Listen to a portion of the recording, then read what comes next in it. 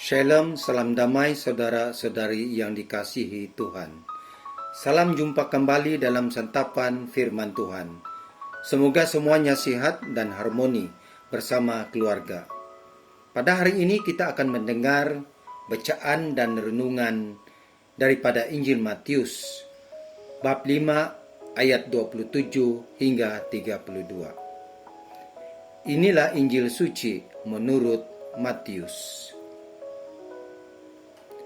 Dalam khotbah di bukit, Yesus bersabda, "Kamu telah mendengar firman, jangan berzina. Tetapi aku berkata kepadamu, setiap orang yang memandang perempuan serta menginginkannya sudah berzina dengan dia di dalam hatinya. Maka jika matamu yang kanan menyesatkan engkau, cungkilah dan buanglah itu. Karena lebih baik bagimu jika satu dari anggota tubuhmu binasa, daripada tubuhmu dengan utuh dicampakkan ke dalam neraka. Dan jika tanganmu yang kanan menyesatkan engkau, penggalah dan buanglah itu. Karena lebih baik bagimu jika satu dari anggota tubuhmu binasa, daripada tubuhmu dengan utuh masuk neraka. Telah difirmankan juga, siapa yang menceraikan istrinya harus memberi surat cerai kepadanya. Tetapi aku berkata kepadamu, setiap orang yang menceraikan istrinya, kecuali karena zina, ia menjadikan istrinya berzina. Dan siapa yang kawin dengan perempuan yang diceraikan, ia berbuat zina." Demikianlah Injil Tuhan. Terpujilah Kristus. Saudara-saudari yang dikasihi Tuhan, dalam bacaan petikan Injil sebentar tadi, ada beberapa perkara yang penting yang menjadi renungan kita bersama.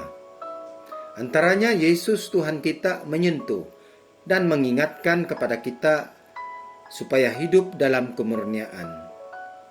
Kemurnian yang dimaksudkan oleh Yesus ialah kemurnian seluruh jiwa dan raga kita. Kemurnian hati kita, pikiran dan niat kita, perbuatan kita. Kemurnian inilah yang menghantar kita kepada satu persekutuan yang baik dengan Allah. Persekutuan dengan Allah inilah yang membuat kita mampu untuk menghormati dan menghargai karya Allah yang hadir dalam diri kita masing-masing. Kemurnian ini juga memboleh dan membawa kita kepada satu proses kekudusan, murni hati kita, murni jiwa kita, murni tangan kita, mata kita, pikiran kita, perbuatan kita, dan lidah kita. Kemurnian inilah sebenarnya dapat mampu membuat kehidupan kita bersekutu dengan Allah di dalam kesucian. Saudara-saudari, Yesus ketika berbicara tentang perzinaan, tentang perceraian, tentang penyesatan, baik yang dilakukan oleh mata kita, atau tangan kita, atau salah satu anggota tubuh kita, Yesus sebenarnya berbicara tentang kemurnian seluruh hidup kita. Inilah yang menjadi perkara penting yang pertama yang ingin disampaikan. Perkara penting yang kedua, kemurnian itu hanya dapat dicapai kalau kita mau berjuang dengan sepenuh hati di dalam kesetiaan. Kesetiaan yang dimaksudkan mempunyai pengertian yang sangat luas. Kesetiaan itu untuk menghargai satu sama lain.